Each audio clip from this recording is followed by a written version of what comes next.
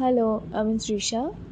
আচ্ছা, তোমাদের কি এই গরমে ভাতের পর দুপুরবেলা একটু টক টক, একটু ঝাল ঝাল, একটু মিষ্টি মিষ্টি কিছু খেতে ইচ্ছে করে? তাহলে এই টমেটোর চাটনিটা তোমাদের জন্য। প্রথমে আমি কড়াইতে একটু তেল নিয়ে নিলাম। তেলটা গরম হয়ে গেছে, তাই এর মধ্যে দিয়ে দিচ্ছি এবার 5 ফোড়ন।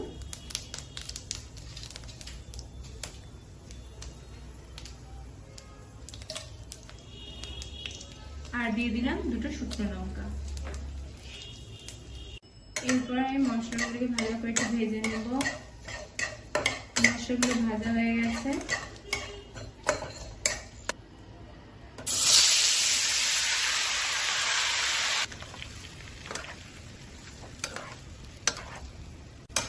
তারপর ভালো করে মিশিয়ে নিচ্ছি।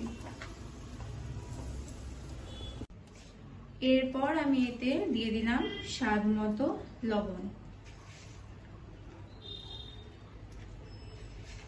আর দিয়ে দেব সামান্য হলুদ। তারপর এবার ভালো করে মিশিয়ে নেব।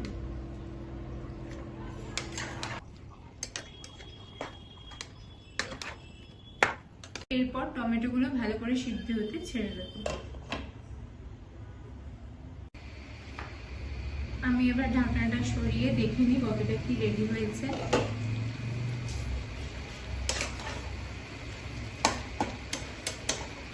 এবার এটাকে একটু খুন্তির মাধ্যমে ম্যাশ করে নেব।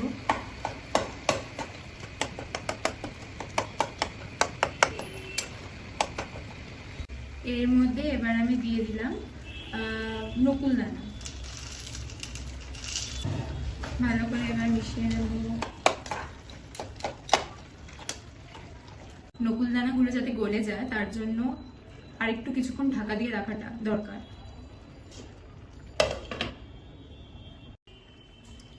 এবার আমি আগে থেকে ভিজিয়ে রাখা কাজু, কিশমিশ, খেজুর দিয়ে দেব।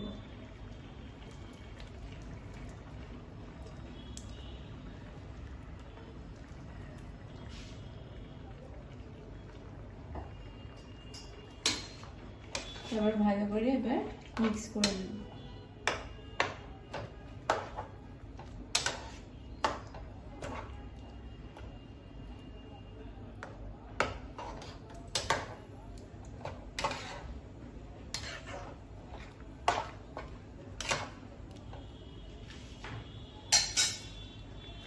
ঢেকে দিলাম আরো একবার।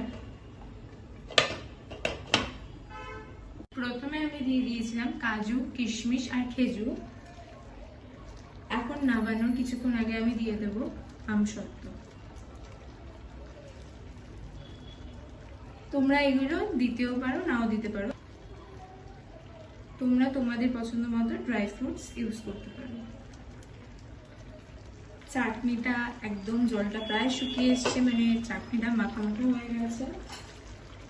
এবার একবার ভালো করে নাড়িয়ে নাবিয়ে ফেলবো। ব্যাস হয়ে গেল আমাদের টমেটোর চাটনি। একটু মিষ্টি, একটু টক, একটু ঝাল। তোমরা অবশ্যই খেয়ে জানিও কেমন লাগলো।